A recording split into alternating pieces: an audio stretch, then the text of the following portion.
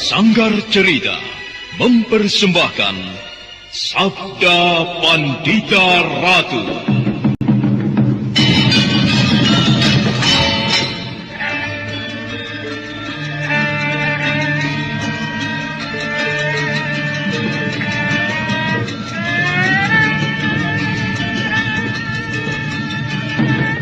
Sabda Pandita Ratu, sebuah kisah penuh dilema, tragedi cinta anak manusia, perebutan tahta, mabuk harta dan duniawi, serta silaunya kehormatan, di mana keangkara murkaan merajalela karena dendam yang membara. Kisah ini berlatar belakang berdirinya Singasari. Ken Arok, dialah pemuda yang merekuk pahit getirnya kehidupan. Namun sebenarnya, dialah yang harus melaksanakan sabda-sabdanya. Perjalanan sengsaranya adalah awal untuk meraih keberhasilan, untuk menuju kejayaannya di saat Singasari berdiri. Sabda Pandita Ratu, naskah ditulis oleh Ondra Swastilangit, diolah oleh Agus Nur Ismail, didukung oleh artis-artis terkemuka, Ferry Fadli, Eli Ermawati, M. Abu, Ivona Rose, dan lain-lain.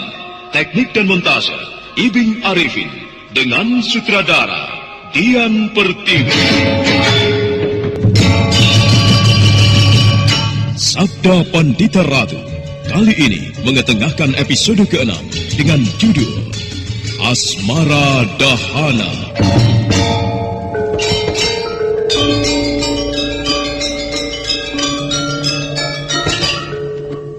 Dalam seri ke-155 ini, dengan para pemain, Ferry Fadli sebagai Kamaswara, Naryo sebagai Empu Mahoyaso, Edi Dosa sebagai Surobasanto, Anis Yuliatri sebagai Seruni, Kastu Dewa sebagai Katungka, Ashari sebagai Paksi Jalak Kuning, dan pengantar cerita, Asti Suhastro.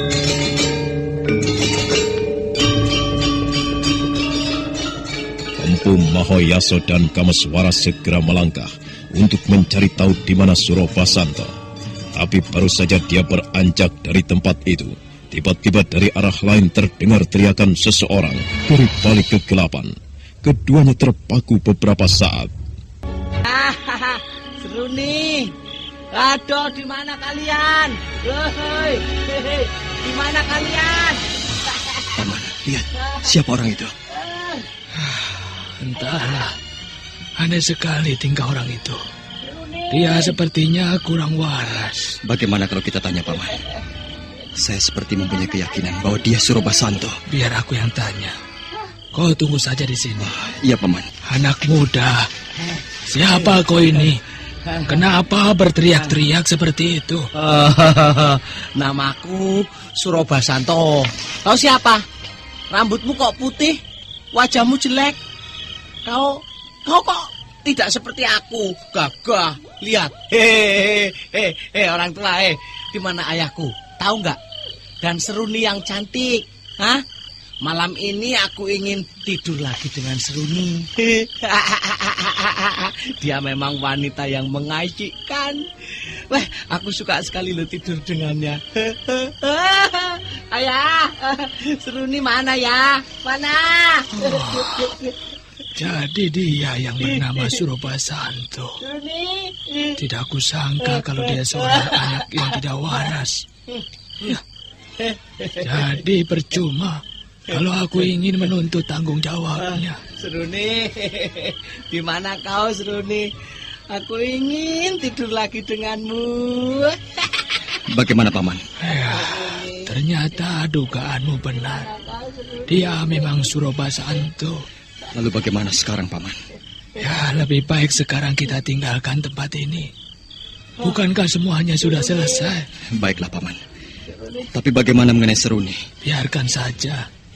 Toh semuanya sudah menjadi resikonya. Tunggu, Paman.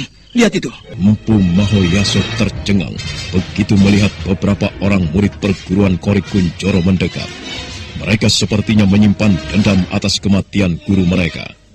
Dengan wajah garang, beberapa orang murid Kisinduro itu mengepung Empu Mahoyaso dan Kamaswara. Tunggu! Kalian tidak boleh pergi dari sini begitu saja. Kalian harus bertanggung jawab atas kematian guruku. Sudahlah. Lebih baik kalian bubar saja. Kalian tidak mempunyai kepandaian apa-apa. Sekalipun kami tidak mempunyai kepandaian apa-apa, tetapi kami berhak menuntut balas atas kematian guru kami. Kalian boleh saja menuntut sesuatu pada kami tentang kematian guru kalian. Tetapi seharusnya kalian pun berpikir, siapa yang salah, kami atau guru kalian? Sudahlah, nanti kalian akan menyesal sendiri jika memaksakan diri kalian melawan kami. Kalian semua tidak mempunyai kepandaian apa-apa. Benar, Kisanak. Lebih baik kalian pergi saja. Kami tidak akan mengganggu kebebasan kalian jika memang kalian tidak berbuat macam-macam. Kami tidak berbuat macam-macam. Kami hanya menuntut kematian guru kami. Kau memang tidak pernah berpikir bagaimana keadaan kami. Sekarang guru kami sudah tewas. Aku sekarang tidak mempunyai pegangan apa-apa lagi. Begitu juga dengan teman-temanku. Kami semua merasa tidak mempunyai kendali setelah Kisinduro tewas. Jadi wajar kalau aku dan teman-temanku menuntut kalian. Ya, kalian sebenarnya bisa menempuh jalan sendiri-sendiri tanpa seorang pun yang menjadi andalan kalian. Sikap kalian ini sebenarnya karena sudah terbiasa bergantung pada orang lain. Jadi aku harap berpikirlah. Jangan bertindak hanya menuruti nafsu saja. Jika kalian tetap memaksakan diri untuk melawan, kalian tetap tak akan mampu. Guru kalian saja yang mempunyai kepandaian tinggi tidak bisa berbuat apa-apa. Apalagi kalian.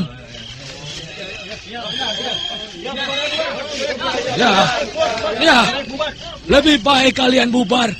Karena hanya jalan itulah yang harus kalian ambil sebelum semuanya terlambat. Dan kusarankan pada kalian, jangan ikuti jalan yang salah yang guru kalian lakukan. Nah, bubarlah.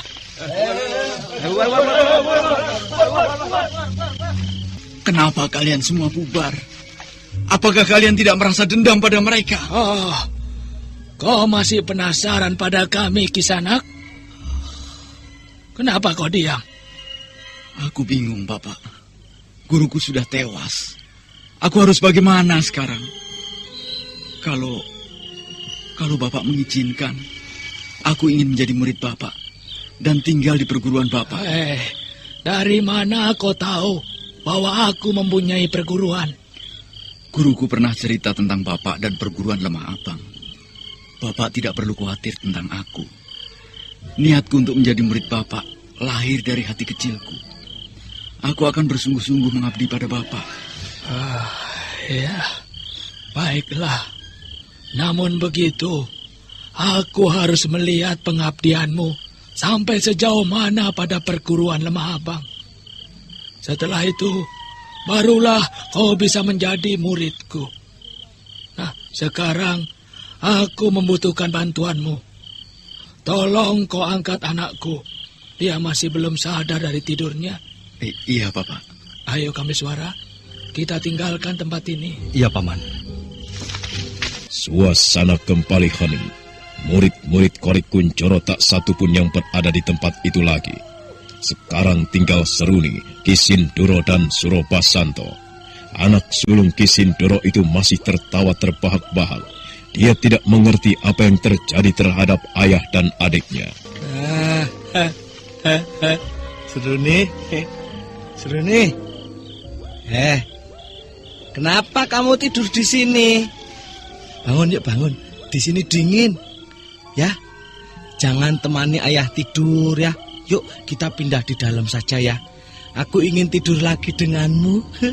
Ayo Seruni yuk. Ayo. Ayo. Nah, begitu. Seruni. Pedih sekali wajahku. Sudah bangun ya, Seruni ya. Bagus. Yuk, kita pindah Seruni yuk. Pindah. Yuk. Diam kau Kakang Basanto. Lah, aduh. Wajahku perih sekali. Hah? Di mana ayah? Itu ayah tidur di sini. Dia kelihatannya nggak mau pindah. betah. Ayah! Ayah! Ayah Seruni. Terutama kau, Kameswara. Aku akan menuntut balas atas kematian ayahku. Aduh. Wajahku pedih sekali. Apa yang terjadi pada wajahku? Darah. Wajahku berlumuran darah. Tidak. Tidak. Wajahku tidak rusak. Jangan. Wajahku tidak boleh rusak. Jahanam kau, Kameswara. Apa yang telah kau lakukan terhadap wajahku? Keparat. Iya. Hati Seruni benar-benar hancur setelah meraba wajahnya yang terluka. Dia merasakan sesuatu yang tidak beres. Dengan hati geram, Seruni melampiaskan kemarahannya.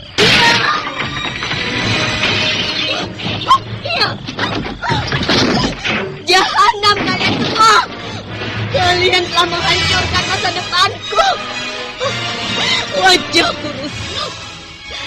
Cantik aku telah kalian rusak. Keparat kau, Kameswara.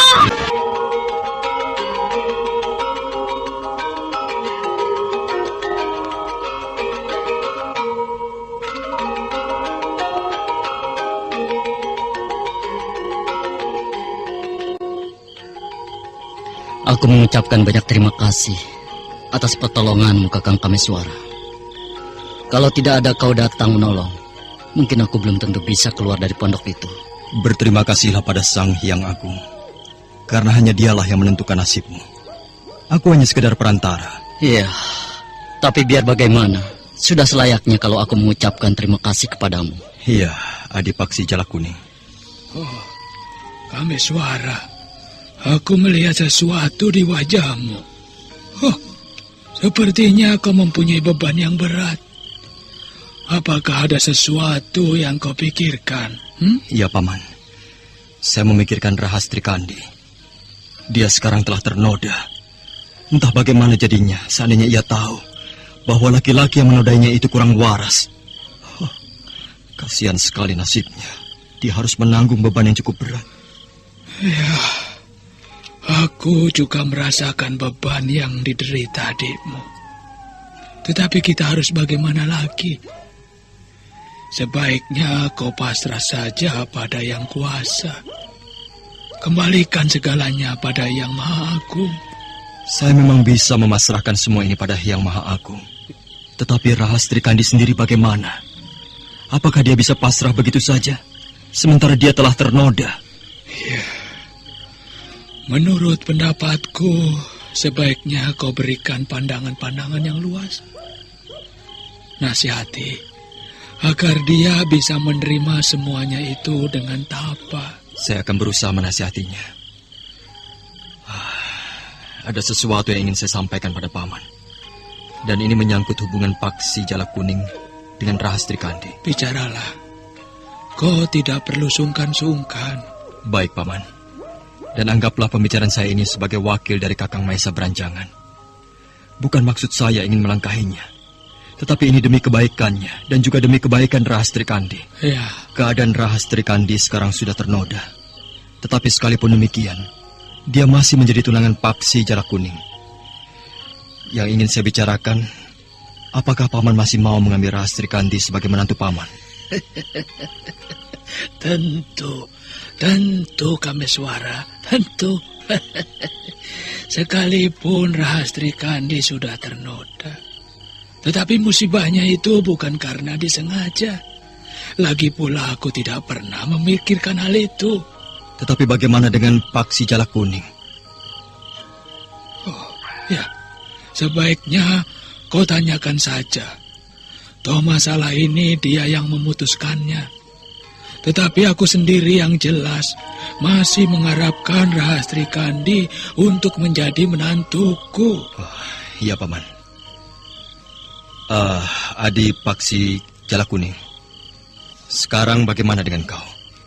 Apakah kau masih mengharapkan Rahastri Kandi untuk menjadi calon istrimu? Dan tentunya kau pun sudah tahu bagaimana keadaan adikku. Iya, Kakang. Aku sudah tahu bagaimana keadaan Rastri Kandi.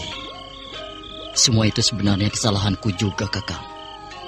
Tanpa aku penyebabnya, mungkin Rastri Kandi tidak akan mengalami nasib yang buruk. Bagiku, Rastri Kandi adalah gadis yang suci. Aku tak akan mengubah niatku untuk meminangnya. Apakah kau sudah memikirkan masak-masak bagaimana risikonya? Aku tidak mau suatu saat kau menyesali keputusanmu yang tidak kau pikirkan dengan matang. Aku sudah memikirkannya dengan matang, Kakang. Ya, apapun resikonya, itu sudah menjadi tanggung jawabku, Kakang. Ya, baiklah kalau kau sudah mengambil keputusan yang tegas. Namun begitu kau harus memikirkannya lebih matang lagi. Ikatan sebuah perkawinan ibarat perahu yang berlayar di laut lepas. Kalau kau suatu saat tidak bisa menjaga keutuhan perkawinan itu, maka kau akan terdampar pada sebuah penyesalan yang panjang. Inilah yang aku harapkan darimu, agar kau bisa memikirkannya lagi lebih dalam. Kakang Kameswara tidak perlu khawatir. Aku sudah siap mengarungi bahtera perkawinan, dan itu sudah kupikirkan sebelumnya. Ya, aku menghargaimu. Oh iya, kalau aku boleh tahu, Rastri Kandi sekarang berada di mana, Kakang? Sebaiknya untuk sementara kau tidak usah memikirkan dia dulu. Rastri Kandi sekarang berada di sebuah tempat. Di sana ia perlu tenang, agar ketenangan dan kekuatan batinnya dapat ia temui kembali. Sekarang ia masih dalam keadaan guncang. Kau tidak perlu khawatir, Paksi Jala Kuning. Aku akan menjaganya, dan suatu saat aku akan mengantarkan dia ke Palwasambo. Lalu sampai kapan aku bisa bertemu dengan Rastri Kandi, Kakang? Sampai Rastri Kandi menemui ketenangan batin, dan ayahnya datang menghadap ayahmu. Paman, saya kira sudah saatnya kita berpisah. Saya harus kembali dan mengantarkan Rastri Kandi ke Palwasambo. Iya, baiklah Kameswara. Selamat jalan. Sampaikan salamku pada Adi Mahesa Beranjangan. Jika kau nanti mengantarkan Rastri Kandi ke Palwasambo. Iya, Paman. Akan saya sampaikan salam Paman.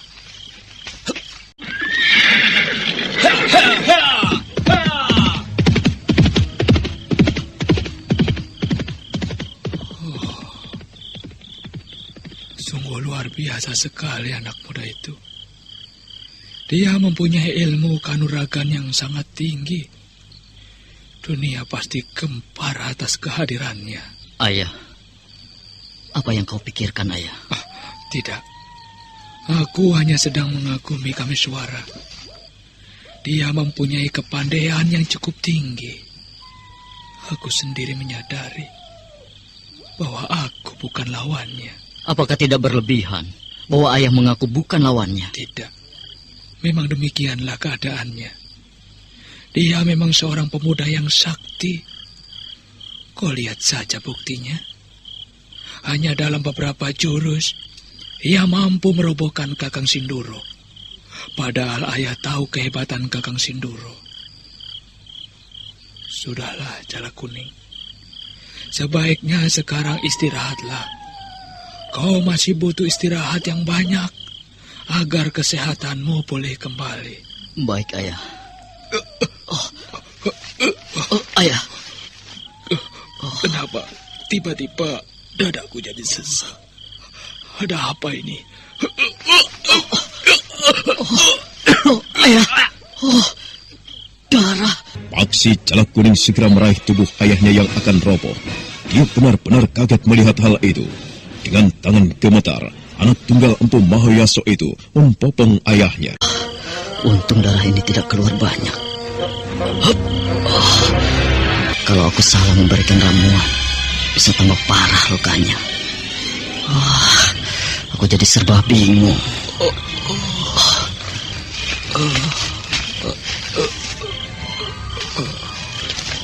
Paksi. Ayah mulai sadar. Jala Kuning. Iya, saya Ayah. Tenanglah. Ayah tidak perlu banyak bergerak dulu. Bicara saja. Apa yang harus saya lakukan? Tolong.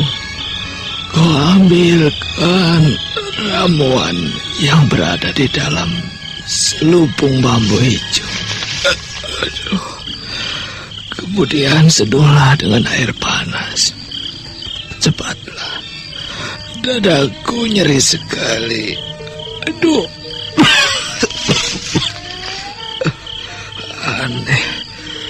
Aneh sekali luka ini. Padahal tadi tidak terasa. Kenapa justru sekarang baru terasa? Syukurlah yang memberitahukan ramuan mana yang harus kuambil. Untung semua masalah itu sudah tuntas. Tapi entah bagaimana dengan Seruni. Apakah dia masih hidup atau sudah tewas setelah Robo dihajar Kameswara? Ya, kalau dia masih hidup, artinya bahaya akan kembali muncul. Dia pasti akan menuntut balas atas kematian ayahnya.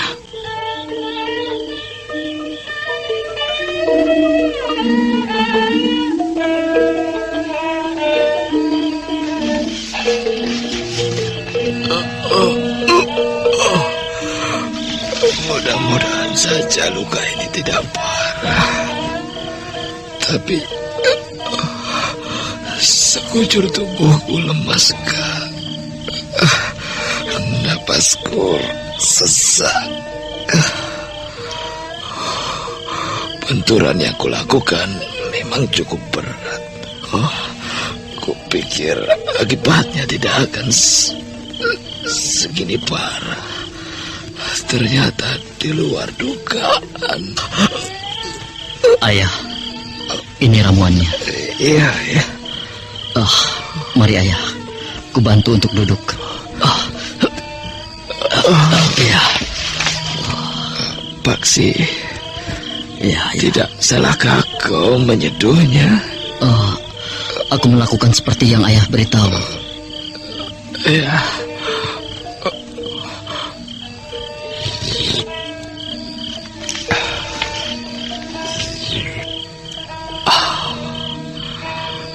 Jala Kuning, aku ingin istirahat beberapa saat.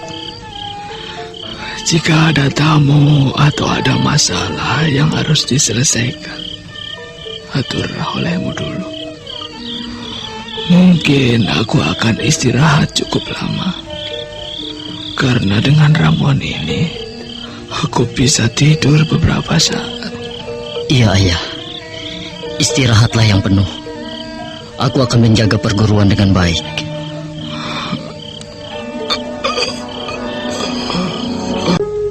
Malam terus mengalir. Serangga malam bernyanyi menembus keheningan. Tanpa terasa waktu bergulir mencabik suasana. Setelah peristiwa semalam, Seruni kelihatan semakin putus asa. Dendamnya terhadap orang-orang yang membunuh ayahnya bertambah dalam. Ayah, kenapa kita harus berpisah dalam keadaan seperti ini? Aku tidak terima. Aku harus menuntut balas. Sudahlah, Seruni. Tak ada gunanya kau menangisi ayahmu terus-menerus. Beliau harus segera diperabotkan. Kau tidak merasakan? Ini tidak terpikirkan di benakmu. Aku masih ingin berada di dekatnya, Lipura. Aku tidak ingin meninggalkannya. Kau tahu, semua yang kulakukan ini karena rasa penyesalanku yang dalam. Semua ini terjadi karena aku. Akulah yang menyebabkan ayah tewas. Aku menyesal, Lipura. Menyesal. Semua sudah terjadi. Aku juga mengerti kau menyesal. Tetapi apalah yang harus kita bisa lakukan? Dendam. Aku ingin membalas dendam pada mereka. Pada orang-orang yang juga menjadi penyebab kematian ayahku. Kalau kau bilang bahwa kita tidak bisa melakukan apa-apa lagi. Itu bodoh. Bodoh. Apa artinya pengabdianmu selama ini pada ayah? Dan mana balas jasamu terhadap gurumu? Apakah ayahku telah menanamkan benih kepengejutan di dalam batinmu? Tidak, bukan? Jawab sekarang. Apakah kau tidak ingin balas dendam? Membalas kematian gurumu, Lipura? Aku sudah memikirkannya, Seruni. Pengecut. Dendam bukan dipikirkan, tetapi lakukan. Apalagi yang harus dipikirkan? Kalau akhirnya akan berlarut-larut, kemudian urung kau lakukan. Kita harus berpikir, siapa orang yang kita hadapi, Seruni? Bukankah kau tahu sendiri bahwa mereka mempunyai kepandaian yang cukup tinggi? Aku kira tak ada artinya kalau hanya aku atau teman-teman yang lain jika tidak bergabung denganmu. Kita mempunyai jalan sendiri-sendiri, Lipura. Aku tidak ingin dendamku dicampur tangani oleh orang lain, sekalipun itu oleh murid ayahku. Itulah yang aku pikirkan. Aku kira kalau kita bergabung atau paling tidak mempunyai kekuatan lain, kita pasti bisa menghancurkan mereka. Aku mohon pertimbanganmu, Seruni. Baiklah. Tetapi aku harus memikirkannya lebih dulu, Lipura. Aku tidak bisa sembarangan atau memilih orang-orang untuk membantuku kalau akhirnya hanya akan merusak gerakanku. Aku bisa mengatur kawan-kawan kita yang lain. Dan aku kira orang-orang kita bukanlah orang-orang yang sulit diatur. Seruni, sekali lagi aku minta, biarkanlah aku memperlakukan ayahmu. Beliau perlu ketenangan. Ya, baiklah. Silahkan kau angkat mayatnya, Lipura. Terima kasih. Kawan-kawan, tolong bantu aku siapkan upacara untuk memperlakukan guru kita. Ayo. Yang itu juga, mayat Kisinduro diperabukan. Suasana nampak hening. Semua murid-murid perguruan Korik Kuncoro tenggelam dalam duka dan keheningan yang bergayut. Air mata Seruni terus bercucuran memandang upacara perabuan itu. Api terus membumbung tinggi, dan dendam Putri Kisinduro itu pun ibarat api yang bisa menelan siapa saja. Selesai upacara perabuan itu, semua murid-murid perguruan Korik Kuncoro itu kembali kepada pokannya, kecuali Seruni yang masih berdiri di tempat itu. Aku relakan kepergianmu, meninggalkan Maya pada ini. Pergilah dengan segala ketenanganmu. Biarlah dendammu ku bawa. Akan kulumuri dendam ini dengan darahku. Hatiku tidak akan tentram jika mereka belum terkapar. Manusia-manusia jahanam.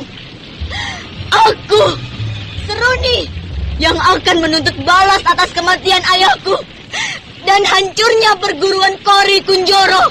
Ya! Kenapa tiba-tiba saja aku jadi gelisah? Dan pikiranku selalu terbayang dengan peristiwa Seruni. Peristiwa itu nyaris mirip dengan apa yang pernah kualami. Apakah ini suatu sindiran hidup? Memuakkan! Hop!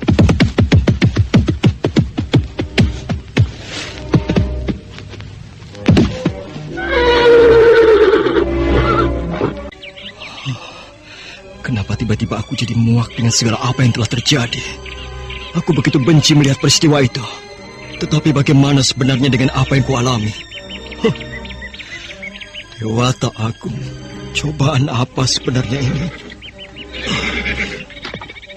Rahastri Kandi sekarang telah ternoda, dan aku merelakan ia untuk disunting oleh Paksi Jalakuni. Perasaan apa sebenarnya yang berkecamuk di hatiku? Tidak, aku tidak boleh cemburu pada Paksi Jalakuni. Dia telah menunjukkan rasa tanggung jawab yang besar. Dan Rahastri Kandi sudah kuanggap sebagai adikku sendiri. Kenapa tiba-tiba aku jadi tenggelam kembali dalam ombak batinku? Aku tidak boleh hanyut oleh permainan perasaan ini. Aku harus menemukan kembali ketenangan batinku. Harus.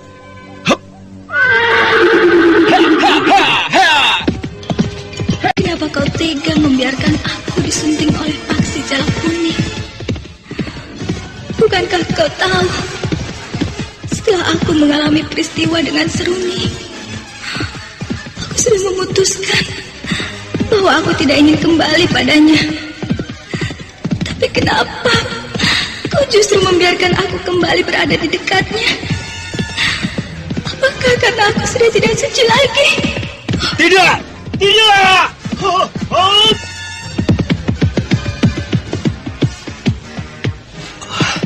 Sebaiknya aku istirahat saja dulu. Aku tidak boleh melanjutkan perjalanan kalau batinku seperti ini. Ya, tempat ini kukira cukup baik untuk istirahat. Aku akan bersemadi sebentar untuk menemui ketenangan. Di bawah pohon yang rindang, Kameswara bersemadi mencoba mencari ketenangan batin. Angin berhembus perlahan, beberapa helai daun jatuh ke tanah. Sinar matahari yang semula menyengat, sekarang terasa sejuk dikelilingi awan kelabu. Sementara itu di padepokan Panawijen, Rahastri Kandi tengah menunggu kehadiran Kameswara dengan penuh harapan. Putri tunggal Mahesa berancangan itu tenggelam dalam keresahan yang dalam. Saudara pendengar, untuk mengetahui jawabannya, ikutilah kelanjutan kisah ini dalam seri berikutnya. Sampai jumpa.